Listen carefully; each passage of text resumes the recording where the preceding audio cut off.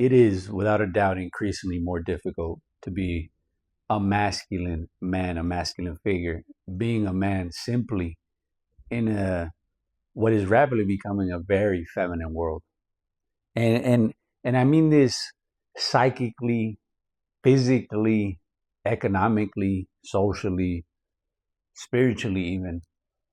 And if anything, how to sort of fight against that, how to sort of challenge that status quo, that notion that we're in a feminine world is to be defiant, to be an individual, right? To be creative, to be industrious, to have agency, to adapt, to be accountable for your decisions, for your inaction, for the consequences, for the affect, for the effects, even of being in a world that you're competing in, right? Because the reality is the marketplace does allow for the competition, and that's the closest thing that we have to war.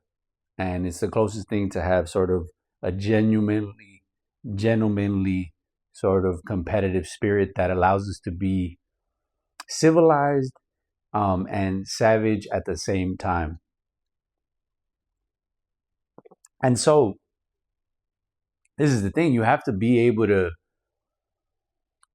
laugh in their faces, all right? And you have to also be willing to say no.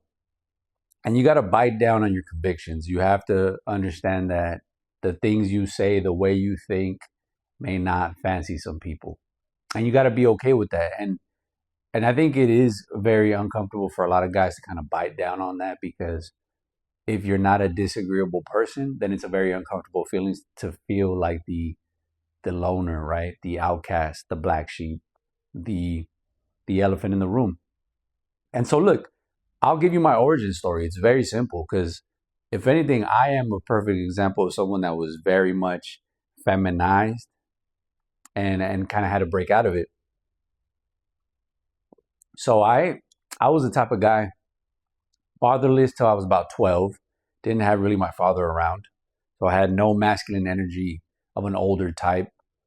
I played with Ken dolls. All my friends were girls. I didn't like competition, was hyper liberal, right? Progressive, sort of wokey in college. Was a vegan for almost a decade. I was one of the softest persons alive, one of the softest dudes alive, without a doubt. And I guess, like, I was always a tough person in the sense that I had a tough sort of attitude and demeanor about myself, but I allowed myself to kind of become soft and civilized in a way that wasn't so palatable for me, and I kind of felt disgusted by. And so, because think about it, what's the alternative? The alternative in a feminine world, not the alternative, but sort of like the easy route, right? To go in a feminized world is to go the route of a guy. Picture this, right? So you can kind of get the idea in your mind is of a guy who falls in love with a whore, who is playing video games in the afternoon whilst his girl is over here with her other boyfriend, and he's waiting for the DoorDash to arrive with some seed oil laced, meal, greasy item. And it's like everything about that scenario sounds bleak. It sounds harrowing. Sounds like nothing I wish for even my worst enemy. So for someone to be in a situation like that's really the alternative, right? Is to not challenge this idea that this is what we're dealing with. These are the nature of the times. These are the circumstances we're in. And we can decide to either just kind of go along and get along with them, or to decide and say, you know what, we have to carve our own path. And even if it means that it's more lonely and it's more treacherous and more difficult, that it is worth the sacrifice. It is worth kind of going that route. And I'm not saying you got to go back in time and try to pretend like these things are not happening. They are indeed happening. But you got to be able to position yourself in a way that says, you know what, I'm not going to accept these terms of agreement. I'm going to go and forge my own path. I'm going to make a way from no way.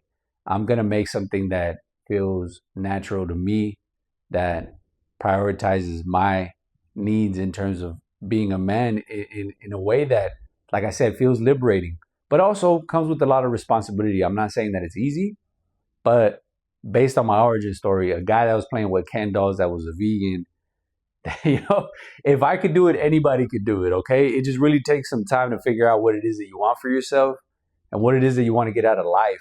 And I think the decision and the clarity that comes with that will allow you to move forward with a sense of zeal and gusto that I think you can sort of impinge on the world and leave a mark for the better. Because at the end of the day, you do want to be a force for good and not a force for evil. And I think to fall in line with the feminine world, I think that would be you falling into the path of the evil, unfortunately, because it's not in our nature to just kind of go with things and just accept them as they are. It is in our nature, however, to go ahead and challenge and be competitive and learn something in the process and be able to imbue that into the world. But anyhow, I hope this helps, and I'll see you in the next one.